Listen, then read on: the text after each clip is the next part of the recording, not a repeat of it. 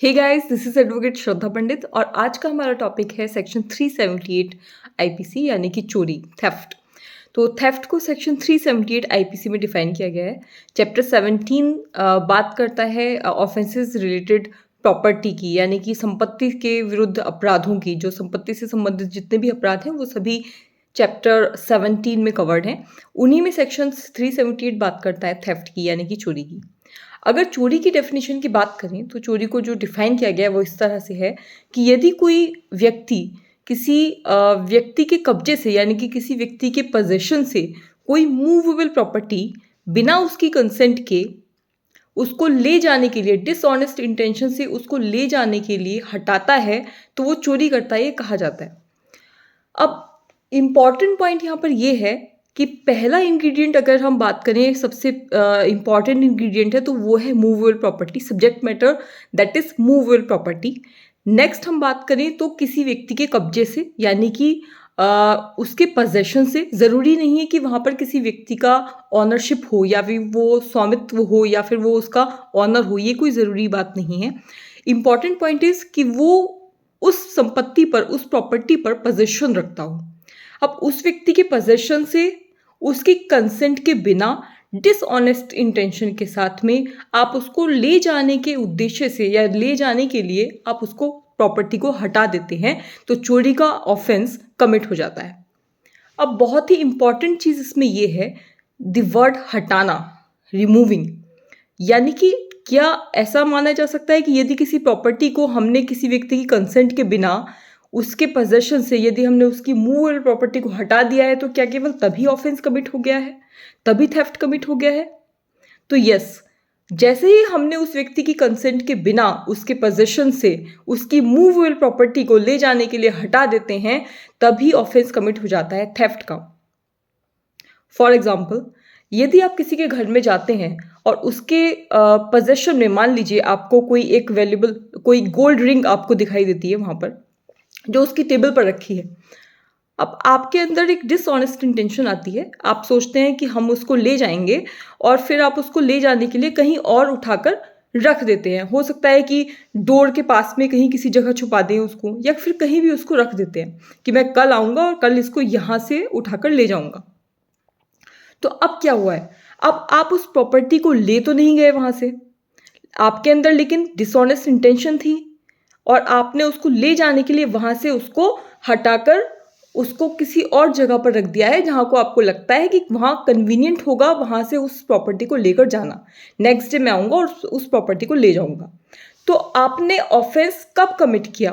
तो offence theft तभी commit हो गया जब आपने डिसऑनेस्ट इंटेंशन के साथ में उस मूवेबल प्रॉपर्टी को उस टेबल से हटाकर चेयर पर या फिर किसी ऐसी जगह पर रख दिया जहां पर आपको लगता है कि कन्वीनियंट है, मैं कल आऊँगा और ले जाऊँगा। तो दैट इज थेफ्ट। तो इसलिए उसमें डेफिनेशन में जो वर्ड आया है कि हटाता है, तो तब चोरी हो गई ये कहा जाता है। तो इसका मतलब है कि जैसे ही आपने उस प्रॉपर्टी को डिसऑनेस्ट इंटेंशन से हटाया वहाँ से, तो तभी ऑफेंस कमिट हो गया है।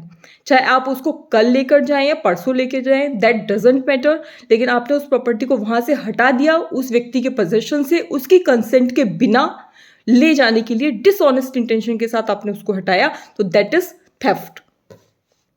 तो इन अदर वर्ड्स हम कह सकते हैं कि चोरी तब होती है, चोरी का अपराध तब हम कहा जा सकता है कि चोरी हो गई है जब आप किसी व्यक्ति के कब्जे से, किसी व्यक्ति के पोजेशन से कोई मूवेबल प्रॉपर्टी उसकी कंसेंट के बिना डिसऑनेस्ट इंटेंशन के साथ ले जाने के लिए उसको हटा देते हैं, तब माना जाता है कि चोरी कमिट हो गई है।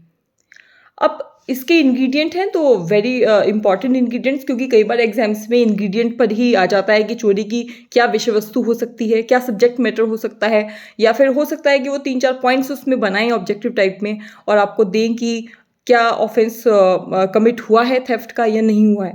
तो पहला इसमें एसेंशियल इंग्रेडिएंट है दैट इज मूवेबल प्रॉपर्टी, कि केवल और चल संपत्ति पर एप्लीकेबल है, मूवेबल प्रॉपर्टी होनी चाहिए। सेकंड पॉइंट है कि दूसरे व्यक्ति के कब्जे से उस प्रॉपर्टी को हटाया जाना, यानी कि उस व्यक्ति का पोजेशन होना चाहिए। तो दैट इज इंपॉर्टेंट कि पोजेशन हो। ये इंपॉर्टेंट नहीं है कि वो उस संपत्ति का ऑनर ही हो, ज़रूरी नहीं है कि वो मालिक हो उस संपत्ति का, उस प्रॉपर्टी का, लेकिन उस प्रॉपर्टी को उस व्यक्ति, उस समय वह व्यक्ति कब्जा रखता हो उसका, मतलब मेरे पोजेशन में है मान लीजिए कोई चीज़ इस समय। हो सकता है कि कोई बॉटल है मान लीजिए वो, या मतलब कोई रिंग है मान लीजिए, वो मेरी तो नहीं है लेकिन मैं उस समय उस घर में हूँ और वो मेरे कब्जे में है। उसका संरक्षण मेरे पास में है उस समय, तो दैट इज़ इन पोजेशन, तो वो उस व्यक्ति के कब्जे में होना चाहिए। थर्ड पॉइंट है उसकी कंसेंट के बिना, यानी कि विदाउट कंसेंट आप उसकी प्रॉपर्टी को लेकर जा रहे हैं। हो सकता है कि कंसेंट, मान लीजिए अगर कंसेंट की बात करने की, हो सकता है कंसेंट मान लीजिए इम्प्लाइड हो तो भी चल जाएगा, कोई बात नहीं। हो सकता है कि मेरा एक फ्रेंड है, मैं उसके यहाँ पर जाती हूँ और मुझे पता है कि उसकी लाइब्रेरी में जो बुक्स रखी हैं वो उसकी इम्प्लाइड कंसेंट है, वो मुझे कभी ऐसे मना भी नहीं करता है और ठीक है मैं उसकी बुक लेकर आ जाती हूँ, दैट इज़ इम्प्लाइड कंसेंट। मुझे पता है कि वहाँ पर कंसेंट इम्प्लाइड है, बट या तो जो कंसेंट है वो एक्सप्रेस हो या फिर इम्प्लाइड हो, बट कंसेंट ज़रूर होनी चाहिए। तो इसमें जो पॉइंट आता है दैट इज़ विदाउट कंसेंट, उस व्यक्ति के पोजेशन से, और वो भी विदाउट कंसेंट, उसके बिना सहमति के लिए जाना। दूसरी बात है हटाना, रिमूविंग। आपने उस प्रॉपर्टी को उसके कब्जे से बिना उसकी कंसेंट के उसको हटा दिया है। किस लिए हटा दिया है? ले जाने के लिए हटा दिया उस प्रॉपर्टी को।